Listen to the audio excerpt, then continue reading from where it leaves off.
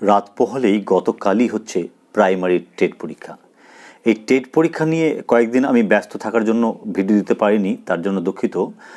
আসলে পর্ষদ সভাপতি সহ পর্ষদের সেক্রেটারির সঙ্গে আমাদের ভার্চুয়াল মিটিং যেমন হয়েছিল, তার ভিডিও আমি আমাদের চ্যানেলে দিয়েছি, যারা দেখেননি এখনও গিয়ে দেখতে পারেন।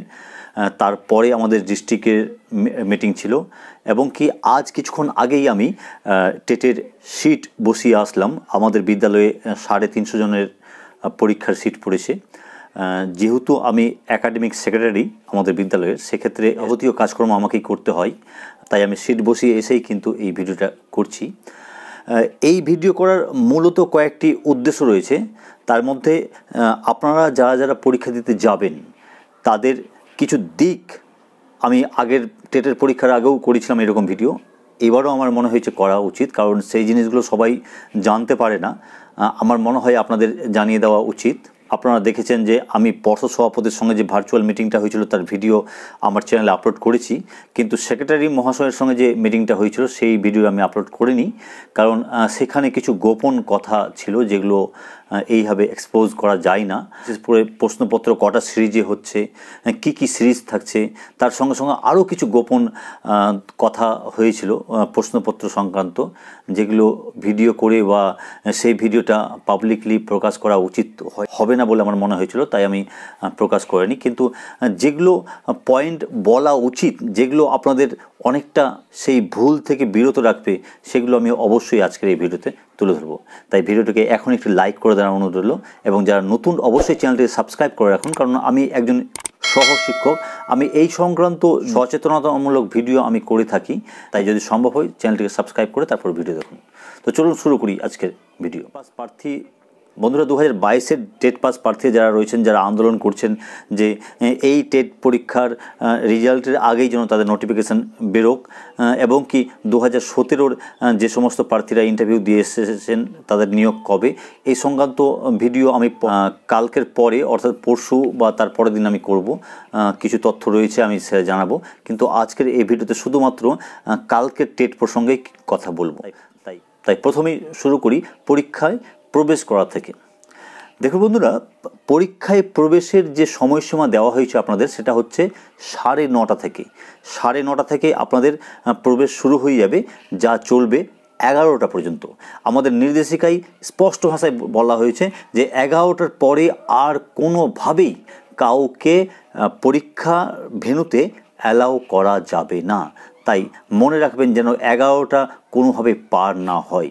প্রবেশের প্রথমেই আপনাদের যেটা করা হবে, মেটাল ডিটেক্টর দিয়ে পুরো চেক করা হবে, তারপরে বায়োমেট্রিক অ্যাটেন্ডেন্স নেওয়া হবে, তারপরে ফ্রিস্কিং করা হবে। দেখবেন ঢোকার গেটের পাশে একটি কালো কাপড়ের ঘর রয়েছে, সেখানে যাবতীয় চেকিং করে আপনাদের যে অ্যাডমিট কার্ড নিয়ে যাবেন সঙ্গে, 2 কপি অ্যাডমিট কার্ড অবশ্যই নিয়ে যাবেন। সেই 2 কপি অ্যাডমিট কার্ডের একটির মধ্যে একটি স্টিকার দিয়ে দেওয়া হবে, যেখানে লেখা থাকবে ফ্রিস্কিং ডান। সেই অ্যাডমিট কার্ডটা কিন্তু আবার জমা দিতে হবে আপনাদের ভেন্যুতে, আমি পরে আসছি। তো এই হলো গেটে ঢোকার যে পদ্ধতি সেটা। এবার বলে নিই যে আপনারা ভেন্যুতে কী কী নিয়ে প্রবেশ করতে পারবেন। ভেন্যুর মধ্যে আপনারা ব্ল্যাক বল পেন নিয়ে প্রবেশ করতে পারবেন। 2 কপি অ্যাডমিট কার্ড লাগবে, সেটা জেরক্স হলেও চলবে, কালার বা ব্ল্যাক অ্যান্ড হোয়াইট যে কোনো চলবে, যে কোনো হলেই চলবে। তার সঙ্গে আপনাদের ছবি নিয়ে ঢুকতে হবে, যদিও ছবিটা লাগবে না। কাদের লাগবে না?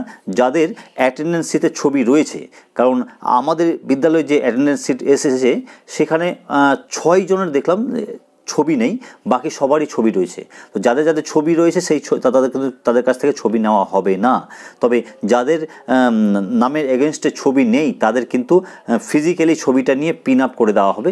তাই আপনারা প্রত্যেকেই ছবি নিয়ে যাবেন সঙ্গে। যদি আপনাদের অ্যাটেন্ডেন্স সিটে ছবি না থাকে তাহলে ইনভিজিলেটররা নেবেন। আর এই কয়েকটা জিনিস ছাড়া আর কোনো কিছু নিয়েই কিন্তু বিদ্যালয়ে প্রবেশ করা যাবে না। যেমন কোনো রকম ঘড়ি বা জলের বোতল বা কোনো রকম মেটাল যদি থাকে, কোনো রকম মেটাল নিয়ে প্রবেশ করা যাবে না বিদ্যালয়ে। এটা কিন্তু আমাদের পর্ষদ সভাপতি বারবার বলে দিয়েছিলেন। এর কারণ হিসাবেও তিনি বলেছেন যে মেটাল ডিটেক্টর যেটা থাকে সেটাতে মোবাইল ছাড়া অন্য যদি কোনো কিছু মেটাল আপনার থাকে, সেই যন্ত্র কিন্তু তখন শব্দ করে। তাই ফ্রিস্কিং করতে বা আপনার চেকিং করতে অনেক অসুবিধার সম্মুখীন পড়তে হবে। তাই কিন্তু কোনো রকম মেটাল পড়ে যাওয়া যাবে না। এ প্রসঙ্গে আরেকটা কথা বলে রাখি যে আপনাদের গেটের মধ্যে যে ফ্রিস্কিং করা হবে বা বায়োমেট্রিক বা আপনাদের চেকিং করা হবে, সেগুলো কিন্তু সম্পূর্ণটাই করবে ইনোভেটিভ ভিউ বলে একটি কোম্পানি। তাদেরকে কিন্তু এই ব্যাপারে বরাদ দেওয়া হয়েছে। এর সঙ্গে বিদ্যালয়ের শিক্ষকদের কোনো সম্পর্কই থাকছে না। এবং কি সেই কোম্পানি গেটে ও যেখানে প্রশ্নপত্র কাটা হবে সেই জায়গায় দুটি সিসি ক্যামেরাও লাগিয়ে দেওয়া হয়েছে, যা মনিটর করবে পর্ষদ, অর্থাৎ সেই ছবিটা ডাইরেক্ট কিন্তু পর্ষদে লোড হবে। তাই কোনো রকম অসৎ উপায় যদি কেউ করতে যায় তাহলে কিন্তু ধরা পড়ার একটা প্রবল সম্ভাবনা রয়েছে। এবার ভেন্যুর মধ্যে নির্দিষ্ট ঘরে নির্দিষ্ট বেঞ্চে আপনাদের বসার পর ঘড়িতে যখন 11:30 বাজবে তখন একটি বেল দেওয়া হবে। সেই 11:30টার সময় ইনভিজিলেটররা প্রত্যেকে নিজের নিজের রুমে যাবেন। সেখানে আপনাদের নিয়মগুলো আবার একবার কিন্তু জোরে জোরে বলে দেওয়া হবে এবং 11:45-এই আপনাদেরকে একটি করে প্যাকেট দেওয়া হবে। হ্যাঁ বন্ধুরা, প্রত্যেকেরই কিন্তু ইন্ডিভিজুয়ালি একটি করে প্যাকেট থাকবে। সেই প্যাকেটটা কিন্তু সিল করা থাকবে, দেখে নেবেন সিল করা রয়েছে কিনা। সেই প্যাকেটের মধ্যে ওয়েমার শিট ও কোশ্চিন বুকলেট থাকবে। সেই প্যাকেট খুলে আপনাদের ওয়েমার শিট কোশ্চিন বুকলেট বের করতে হবে এবং তারপরে 11:45 থেকে 12টা পর্যন্ত কিন্তু আপনারা আপনাদের রোল নাম্বার, ক্যাটাগরি এবং আরও যা যা থাকবে সেগুলো ফিল আপ করতে দেওয়া হবে। তখন কিন্তু লিখতে দেওয়া হবে না, কারণ লেখার সময় অর্থাৎ পরীক্ষার সময় হচ্ছে 12টা থেকে 2:30 পর্যন্ত, 2.5 ঘন্টা। 11:45 থেকে 12টা পর্যন্ত শুধুমাত্র আপনাদের সেই রোল নাম্বার এগুলো লেখা ও ডার্ক করার জন্য দেওয়া হবে। আর 12টা বাজলেই কিন্তু আপনারা নিজের নিজের কোশ্চিন বুকলেট কেটে পরীক্ষা শুরু করে দিতে পারবেন। জল ও ঘড়ি প্রসঙ্গে বলে রাখি যে প্রত্যেক ভেন্যুতেই কিন্তু পানীয় জলের সুব্যবস্থা করা হবে। তার সঙ্গে সঙ্গে প্রত্যেক ঘরে একটি করে দেওয়াল ঘড়ি রাখা হবে। সেই দেওয়াল ঘড়ি দেখে কিন্তু আপনারা পরীক্ষার টাইম টেবিল দেখে নিতে পারবেন। এবার আসি পরীক্ষা হলে কোন কোন জিনিসগুলো বিশেষভাবে নজর রাখবেন।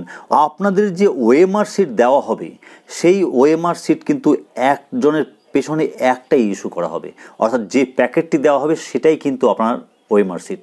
আপনাদের সিরিজ ওয়াইজ ওয়েমার শিট দেওয়া হবে, জিগজ্যাগ পদ্ধতিতে আমরা শিট বসিয়ে আসলাম সেইভাবে কিন্তু আপনাদের ওয়েমার শিট দেওয়া হবে। তাই ওয়েমার শিট ফিল আপ করার সময় অবশ্যই বাড়তি সতর্কতা অবলম্বন করবেন। যদি প্রয়োজনে 15 মিনিটের বেশি সময় লেগে যায় তবুও কিন্তু সময় দিয়ে অবশ্যই রোল নম্বর এগুলো লিখুন এবং সেই এগেনস্টে ঘরগুলো ডার্ক করুন। কারণ বন্ধুরা, আপনারা যতই ভালো পরীক্ষা দিন, যদি কোনো কারণে ওয়েমার শিট ভুল হয়ে যায় তাহলে সেই পরীক্ষাটি কিন্তু ক্যান্সেল হয়ে যাবে। আর একটি কথা বলে রাখি, গুরুত্বপূর্ণ কথা, যে একজনের পেছনে কিন্তু একটি ওয়েমার শিট ইস্যু করা হয় এই পরীক্ষাতে বেসিক্যালি হবে। যদি কোনো কারণে ভুল করে দেন বা ছিঁড়ে যায় বা কোনো রকম ড্যামেজ হয়ে যায় তাহলে কিন্তু আর দ্বিতীয় ওয়েমার শিট আপনি পাবেন না। তাই এই ওয়েমার শিট ফিল আপ করার জন্য অবশ্যই কিন্তু সতর্ক হয়ে তারপরে ফিল আপ করবেন। এই বিষয়টা যথেষ্ট গুরুত্বপূর্ণ। পরের যে পয়েন্টটি হচ্ছে সেটা হচ্ছে আমাদের মিটিংয়ে বলা হয়েছিল যে পরীক্ষার্থীদের এই 2.5 ঘন্টার মধ্যে কক্ষ ত্যাগ করতে দেওয়া যাবে না। আমরা যদিও প্রতিবাদ করেছিলাম যে 9:30 10টার দিকে প্রার্থীরা ঢুকে যাচ্ছে, এতক্ষণ পরীক্ষার্থীরা রুমে থাকবে প্লাস 2.5 ঘন্টা থাকবে, অনেকেরই বাথরুমে যাওয়ার প্রয়োজন হতে পারে, সেক্ষেত্রে অবশ্যই তাদের দিতে হবে। তারপরে আমরা বলার পর ওনারা বললেন যে একবার যদি খুব প্রয়োজন হয় তাহলে আপনারা যেতে দেবেন, তবে একবারের বেশি নয়। এই কথাটি আমাদের মিটিংয়ে আলোচনা হয়েছে। তাই চেষ্টা করবেন জল কম খাওয়ার, এটি আমি পার্সোনালি বলছি, কারণ কোন সেন্টারে আপনাদের পড়বে সেটা তো আমি জানি না, সেই সেন্টারে কী ব্যবস্থা নেবে আমি ঠিক বলতে পারছি না, তবে এইরকম একটি কথা বলা হয়েছিল আমাদের মিটিংয়ে। অন্যদিকে আপনারা ব্ল্যাক বল পেন একাধিক নিয়ে যাবেন। হ্যাঁ বন্ধুরা, গত কয়েকটি পরীক্ষায় আমি গার্ড দিতে গিয়ে দেখেছি যে প্রার্থীরা অনেক সময় 1টি বা 2টি পেন নিয়ে যাওয়াই কোনো কারণে সেই পেনগুলো যদি না চলে, বিশেষ করে এখন শীতকাল অনেক সময় জমে যায় কালি, তাহলে কিন্তু অনেক ধরনের সমস্যায় পড়তে হতে পারে। তাই বাড়ি থেকে বেরোনোর সময় ঘষে ঘষে সেই পেনটাকে একটু সরগরল করে তারপরে পেনটি নিয়ে যাবেন এবং সঙ্গে চেষ্টা করবেন অবশ্যই কয়েকটি পেন নিয়ে যাওয়ার, কারণ বাই চান্স যদি সেটা গণ্ডগোল হয় কিন্তু সমস্যায় পড়তে পারেন। অন্যদিকে প্রয়োজনে আপনারা হোয়াইটনার নিয়ে যেতে পারেন, কারণ সেটা অনেক সময় কিন্তু কাজ দেয়। এবার এই পরীক্ষার আরেকটি গুরুত্বপূর্ণ পয়েন্টে আসছি, সেটা একটু ভালো করে শুনুন যে আপনাদের যখন পরীক্ষা হয়ে যাবে 2.5 ঘন্টা কমপ্লিট, তারপরে আপনাদের যে কোশ্চিন বুকলেট থাকবে সেটা তো আপনি সঙ্গে করে বাড়ি নিয়ে আসতে পারবেন, কিন্তু তার সঙ্গে সঙ্গে আপনার যে 2 কপি অ্যাডমিট কার্ড থাকবে, যার 2 কপিতেই কিন্তু ইনভিজিলেটর সিগনেচার করবেন, তার সঙ্গে সঙ্গে অ্যাটেন্ডেন্স শিটে কিন্তু আপনাদের সিগনেচার করিয়ে নেওয়া হবে। কিন্তু অ্যাডমিট কার্ড যে 2 কপি থাকবে, সেই 2 কপির মধ্যে যে অ্যাডমিট কার্ডে গেটে ঢোকার সময় ফ্রিস্কিং ডান কথাটি লেখা থাকবে, সেই অ্যাডমিট কার্ডটি মনে করে অবশ্যই ইনভিজিলেটরকে জমা দেবেন, কারণ ফ্রিস্কিং ডান কথাটি কিন্তু পরে চেক করে দেখা হবে। অন্যদিকে আরেকটি গুরুত্বপূর্ণ পয়েন্ট হচ্ছে যে আপনারা পরীক্ষা কমপ্লিট করে দেওয়ার পর যখন ওএমআর শিট জমা করবেন, তার আগে সেই ওএমআর শিটের নিচের কপি গ্রিন কালারের সেটি কিন্তু ছিঁড়ে আপনাদের নিয়ে নিতে হবে। হ্যাঁ বন্ধুরা, ওএমআর শিটের উপরের পিঙ্ক কালারের যে ওএমআর শিট সেটা আপনাকে জমা করতে হবে, এবং নিচের পোর্শন গ্রিন কালার, যেটাকে কার্বন কপি বলা হয়, সেটা আপনি ছিঁড়ে আলাদা করে নিয়ে চলে আসবেন। পরবর্তী ক্ষেত্রে অ্যান্সার কি প্রকাশ হলে আপনারা মিলিয়ে দেখে নিতে পারবেন যে আপনার কটা ঠিক হলো, আপনি উত্তীর্ণ হলেন না অকৃতকার্য হলেন, সেটা কিন্তু আপনি মিলিয়ে দেখে নিয়ে বলে দিতে পারবেন। সেই জন্যই কিন্তু আপনাদের সেই ওএমআর শিটের কার্বন কপিটা বাড়ি নিয়ে আসতে দেওয়া হবে। সেটি চেষ্টা করবেন নিজের হাতে দুটোকে আলাদা করতে, কারণ অনেক সময় কি হয়, ইনভিজিলেটরকে দিলেই অনেক সময় সমস্যা হতে পারে, বাই চান্স যদি ছিঁড়ে যায়। চেষ্টা করবেন নিজেই সাবধানে সেটাকে দুটোকে আলাদা করে উপরের যে পিঙ্ক কালারের অরিজিনাল ওএমআর শিট সেটা জমা করবেন, এবং নিচের কার্বন কপি গ্রিন কালারের সেটা সঙ্গে করে নিয়ে আসবেন। প্রত্যেকেরই পরীক্ষা ভালো হোক এই শুভকামনা জানিয়ে আজকের এই ভিডিও এখানেই শেষ করছি। দেখা হচ্ছে পরীক্ষা দিয়ে দেওয়ার পর কোনো ভিডিওতে।